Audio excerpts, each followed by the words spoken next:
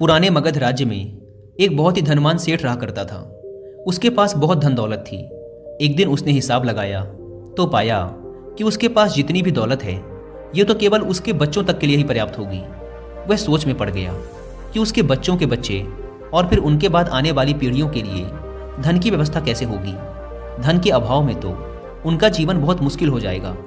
इसी बात के बारे में सोच सोच कर वह बहुत चिंतित रहने लगा। लेकिन उन्हीं दिनों तथागत गौतम बुद्ध मगध राज्य में पधारे हुए थे। तभी उसे किसी ने बताया कि तुम गौतम बुद्ध की शरण में जाओ, वो तुम्हारी चिंताओं का समाधान अवश्य कर देंगे। वह इंसान गौतम बुद्ध के पास जाता है और कहता है, बुद्ध, मैं चाहता हूँ कि मेरे पास इतना धन हो कि मेरे बच्चे, उनके बाद उनके बच्चे और फिर उनके बच्चे, इसी तरह से अगली कई पीढ़ियाँ भी अगर मेरे धन का उपयोग करती रहें तो मेरा धन समाप्त ना हो। गौतम बुद्ध मुस्कुराए और बोले, बिल्कुल ऐसा ही होगा, लेकिन उससे पहले तुम इस नगर के बाहर वाली झोपड़ी में रहने वाले परिवार को एक दिन के खाने की सामग्री देकर आओ। यह सुन वह सेठ बहुत खुश हो गया और तुरंत ही एक दिन के खाने की सामग्री से भरा थैला लेकर नगर की बाहर वाली कुटिया में पहुंच गया। वह जैसे ही कुटिया के अंदर गया तो उसने देखा कि कुटिया के अंदर एक बूढ़ी सास और उसकी जवान बहू है। बूढ़ी औरत बैठकर ध्यान कर रही थी और उसकी बहू रसोई में खाना बना रही थी।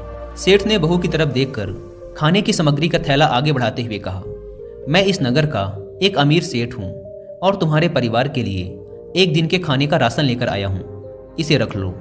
यह सुन बहू ने मना करते हुए कहा, लेकिन हमारे पास आज के खाने की व्यवस्था है। सेठ ने कहा, तो इससे कल के खाने की व्यवस्था हो जाएगी। उस औरत ने कहा, माफ़ करें, लेकिन हम अगले दिन के लिए भी इकट्ठा करके नहीं रखते। हम रोज के खाने की व्यवस्था रोज ही करते हैं। यह सुन उस सेठ ने सोचा, एक ये लोग हैं जो अपने कल के लिए भी इकट्ठा नहीं करते और एक मैं हूँ जो अपने आने वाली कई पीढ़ियों के लिए धन इकट्ठा करने की चिंता में मरा जा रहा हूँ। अब उस सेठ को समझ आ चुका था कि आखिर गौतम बुद्ध ने उसे नगर की बाहर वाली इस कुटिया में क्यों भेजा था। अगले दिन सुबह होते ही वह सेठ फिर गौतम बुद्ध के पास पहुंच गया और बोला, तथागत, आप जो मुझे समझाना चाहते थे अब मैं वह समझ चुका हूँ, लेकिन क्या आप मुझे थोड़ा विस्तार से बताएंगे कि चिंता होती क्या है, यह कैसे पैदा होती है और इसका निवारण क्या है। गौतम बुद्ध ने कहा, कल के लिए की जाने वाली चिंता हमारे कल को बदले या ना बदले, लेकिन वो हमारी आज की खुशी जरूर छीन लेती है। चिंता एक ऐसी मानसिक बीमारी है जो हमारे जीवन से हर तरह की खुशी छीन लेती है और इसे नीरस बना देती है। असल में चिंता का कोई वास्तविक अस्तित्व नहीं होता। चिंता एक ऐसा भाव है, ऐसा विचार है जो आने वाले भविष्य के डर से पैदा होता है। जिन चीज़ों के ऊपर हमारा कोई नियंत्रण नहीं, जिनके लिए हम कुछ भी नहीं कर सकते, उन चीज़ों के बारे में बार बार सोचना ही तो चिंता है। गौतम बुद्ध ने आगे कहा, जरा एक बार गहराई से सोचकर देखो कि जिन चीज़ों में तुम्हारा बिल्कुल भी नियंत्रण नहीं, जिन्हें तुम चाह कर भी नहीं बदल सकते, अगर उन चीज़ों के बारे में तुम पूरा दिन ना भी सोचो तो क्या बिगड़ जाएगा। यह सुन उस इंसान ने कहा, बुद्ध, तो क्या आपके कहने का अर्थ ये है कि हम किसी भी चीज़ या घटना के बारे में सोचना ही छोड़ दें। बुद्ध ने कहा, जीवन में जो भी समस्या आई है या फिर आने वाली है उसके बारे में विचार करके उसका समाधान निकालना, ये तो हमारे बुद्धि का धर्म है। लेकिन उसी समस्या के बारे में निरंतर, लगातार, बार बार सोचना, ये एक मानसिक बीमारी है।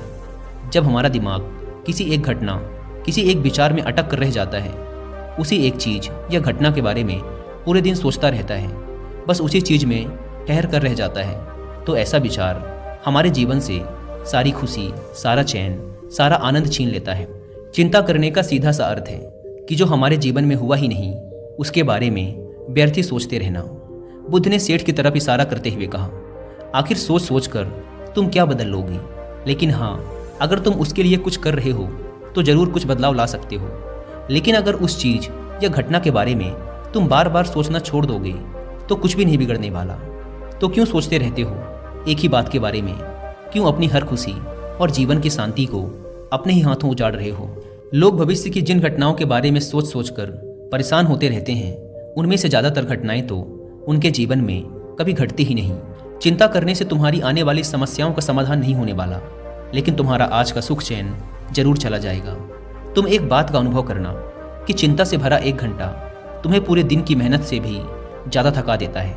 असल में जब कोई अप्रिय घटना वास्तविक जीवन में घट भी जाती है तो वो हमें उतना दुख नहीं देती जितना हमने उसके बारे में मन में सोच सोच कर खुद को दुखी किया होता है। दोस्तों, अगर आप भी हर बात पे चिंता करने की आदत से परेशान हैं, तो आपको विश्व प्रसिद्ध लेखक डेल कार्नेगी के द्वारा चिंता पर लिखी गई अब तक की सबसे बेस्ट बुक एक बार जरूर पढ़नी चाहिए, जिसका नाम है how to stop worrying and start living, यानी चिंता छोड़ो सुख से जियो। मैंने खुद इस किताब को 2 बार पढ़ रखा है। ये एक बहुत ही शानदार और बेस्ट सेलर बुक है। अगर आपके पास इस किताब को पढ़ने का टाइम नहीं है तो आप हिंदी में इस पूरी किताब को सुन भी सकते हैं कुकू एफएम ऐप पर। कुकू एफएम के बारे में बताऊं तो यह इंडिया का one of the best audio book platform है, जहां पर आप एक बुक से भी कम की कीमत पे करके पूरे 1 साल तक अलग अलग फील्ड की हजारों किताबों को ऑडियो फॉर्म में सुन सकते हैं, वो भी अपनी मनपसंद लैंग्वेज में।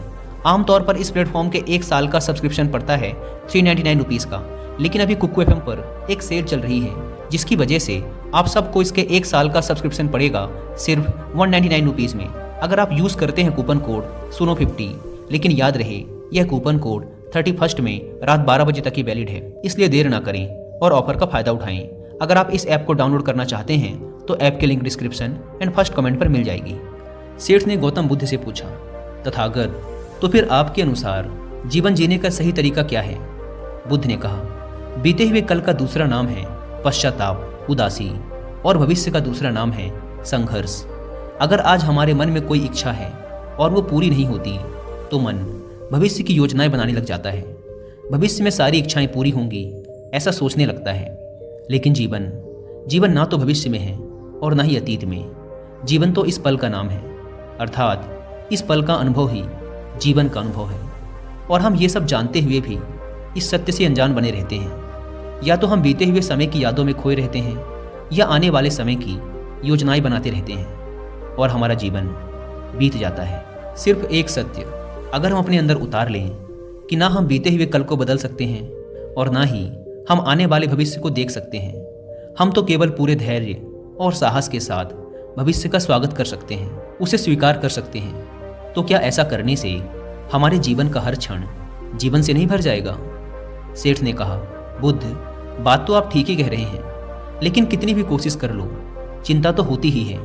ज़्यादा नहीं तो घर परिवार की चिंता तो रहती ही है। बुद्ध ने कहा, चिंता होना तो स्वाभाविक है, लेकिन उस चिंता को चिंतन में बदलना हमारा काम है। चलो तुम्हें एक बात स्मरण कराता हूँ जो तुम पहले से ही जानते हो। तुम्हारे आने से पहले भी ये संसार था, ये समाज था, परिवार था, और जब तुम इस दुनिया से चले जाओगे तब भी ये सब कुछ रहेंगे। तुम्हारे आने और जाने से इसमें कुछ ज़्यादा बदलाव नहीं आया। वैसे भी तुम्हारे आने से पूर्व और जाने के बाद का समय तुम्हारे हाथ में है ही नहीं। तुम्हारे हाथ में है केवल और केवल वो समय जिसे तुम अभी जी रहे हो, वो समय जिसमें मैं अभी तुमसे बात कर रहा हूँ, तुम मुझे सुन रहे हो। बस यही तुम्हारे हाथ में है, और हर बार तुम्हारे हाथ में बस इतना छोटा सा ही एक पल आता है और फिर वो हमेशा के लिए गायब हो जाता है। तो तुम इस पल का क्या करोगे? चिंता करके इसे बर्बाद करोगे? मैं तो यही कहूँगा कि हर इंसान को चिंतन करना चाहिए। चिंतन करना चाहिए इस बात का कि कैसे इस समय का अधिक से अधिक उपयोग किया जा सकता है, कैसे अधिक से अधिक महान कार्य हम कर सकें, कैसे हम सब में आनंद बांट सकें। ध्यान रखना कि चिंता इंसान को उसकी चिता तक ले जाती है और चिंतन उसके मन को कुंदन बना देता है। सेठ ने कहा, बुद्ध, मैं आपकी बात समझ गया कि हमें जीवन को ज़्यादा गंभीरता से ना लेकर इसे पूरी ऊर्जा और आनंद के साथ वर्तमान में जीने की कोशिश करनी चाहिए। सेठ ने आगे प्रश्न किया, लेकिन बुद्ध, अगर कोई इंसान चिंता से घिर चुका है तो वो इससे बाहर कैसे आए? गौतम बुद्ध ने कहा, क्या तुम कभी किसी बड़ी सुरंग से बाहर निकले हो? कितना भयानक अंधकार होता है सुरंग के अंदर। हमेशा ही यह डर लगा रहता है कि अगर इसके अंदर फंस गए तो क्या होगा, कैसे निकलेंगे इस सुरंग से। लेकिन अगर ध्यान से देखें तो सुरंग चाहे कितनी ही बड़ी क्यों ना हो, सुरंग के दूसरे किनारे पर हमेशा प्रकाश ही होता है, और उस प्रकाश तक वही पहुंच पाता है जो उस पूरी सुरंग को पार करके सुरंग के दूसरे द्वार तक पहुंचता है। और ठीक इसी प्रकार हमारे जीवन में कई बार हम लोग खुद को निराशा और चिंता की काली सुरंग में फंसा पाते हैं, जहां से बाहर जाने का रास्ता नजर नहीं आता और ऐसा लगने लगता है कि ये जीवन ऐसे ही समाप्त हो जाएगा। लेकिन ऐसी परिस्थिति में ठीक उस सुरंग की भांति इस निराशा और चिंता को समाप्त करने वाला आशा का प्रकाश उसे ही मिलता है जो निरंतर आगे बढ़ता रहता है, जो लगातार प्रयत्न करता रहता है। इसीलिए अगर तुम्हारे जीवन में कभी भी उदासी और चिंता का पल आए तो रुकना मत, बस लगातार प्रयास करते रहना, तुम्हें सफलता अवश्य मिलेगी। अब तक सेठ गौतम बुद्ध की बातें समझ चुका था। उसने बुद्ध का धन्यवाद किया और वहाँ से चला गया। लेकिन उससे पहले दोस्तों कि मैं इस वीडियो को समाप्त करूं, मैं आपके साथ 5 ऐसे प्रैक्टिकल टिप्स शेयर करना चाहता हूं जिनका इस्तेमाल करके आप अपने लाइफ में आने वाली बहुत सी चिंताओं और परेशानियों को काफ़ी हद तक कम कर सकते हैं। तो जो पहली सीख है वो ये है कि जीवन को ज़्यादा गंभीरता से लेना छोड़ दें कि ये हो गया तो क्या होगा, वो हो गया तो क्या होगा, कुछ भी नहीं होगा। अगर कुछ हो भी गया तो आप उस परिस्थिति के अनुसार कोई ना कोई रास्ता निकाल ही लोगे। इस पृथ्वी को ब्रह्मांड में बने हुए 450 करोड़ वर्ष पूरे हो चुके हैं, और अगर आप और मुझ जैसा कोई भी इंसान 100 साल चिंता करके चला भी जाता है तो इसमें इस ब्रह्मांड का कुछ भी नहीं बिगड़ने वाला। इसीलिए हर रोज़ खुद से ये बोलिए कि मुझे सिर्फ जिंदा नहीं रहना बल्कि जीना भी है। दूसरी सीख ये है कि हर छोटी छोटी बात के लिए चिंता करना छोड़ दें, जैसे ट्रैफिक में फंसने की चिंता, कोई छोटा मोटा पैसे का लॉस हो गया उसकी चिंता, आज ठंडा खाना खाना पड़ेगा इसकी चिंता, और ना जाने ऐसी कितनी फिजूल की चिंताएं हम अपने मन मस्तिष्क में लेकर ढोते रहते हैं। जरा एक बार सोच के देखिए कि जिस दिन आप अपनी आखिरी सांसें गिन रहे होंगे, क्या तब भी ये सारी परेशानियां आपको उतनी ही बड़ी लगेंगी जितनी आज लग रही हैं? नहीं ना। तब उस दिन ये सारी परेशानियां जो कि आज आपको पहाड़ जैसी लग रही हैं, एक छोटे से रेत के कण से भी छोटी लगेंगी। इसीलिए हर छोटी बात के लिए चिंता करना छोड़ दें। तीसरी सीख, ये बात हमेशा याद रखें कि जीवन बहुत छोटा है। आप आज, अभी और इसी पल भी मर सकते हैं। हम हर बात की चिंता इसलिए भी करते हैं क्योंकि हमें लगता है कि अभी हमारे पास बहुत समय है, हम बहुत सालों तक जिंदा रहेंगे। मरते तो दूसरे लोग हैं, मैं तो जीवित रहूँगा। इसीलिए लगातार खुद को याद दिलाते रहिए कि ज़्यादा चिंता करने से कोई मतलब नहीं। हो सकता है कि आज का दिन मेरा आखिरी दिन हो।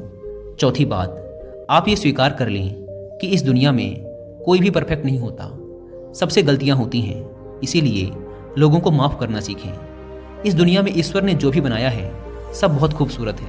अगर हम उसमें अच्छाई नहीं देख पा रहे तो इसका मतलब ये नहीं कि वो चीज़ें खराब हैं, बल्कि इसका मतलब ये है कि अभी तक हम इतने मैच्योर नहीं हुए कि हम उस चीज़ में अच्छाई देख सकें। और 5वीं बात, लोगों की मदद करिए बिना उन्हें बताए। जब हम बिना किसी पर एहसान चढ़ाए बस ऐसे ही उसकी मदद करते हैं तो हमें अंदर से एक गजब की शांति और सुकून का अनुभव होता है, जो हमें ताकत देता है किसी भी बुरी परिस्थिति से लड़कर उससे बाहर निकलने में। दोस्तों, हमें अपने जीवन में चीज़ों को लेट गो करने का एटीट्यूड डेवलप करना चाहिए कि कोई बात नहीं, जो होगा देखा जाएगा। कोई बात नहीं, जो हो चुका उसमें मेरा कंट्रोल नहीं था, अब जो होगा उसे मैं बेहतर बनाऊंगा। जीवन में सबसे ज़्यादा मायने रखती है हमारी खुशी, और हम तभी खुश रहेंगे जब हमारे दिल और दिमाग में चिंताओं का बोझ ना हो। इसीलिए चिंता छोड़ें, सुख से जिएं।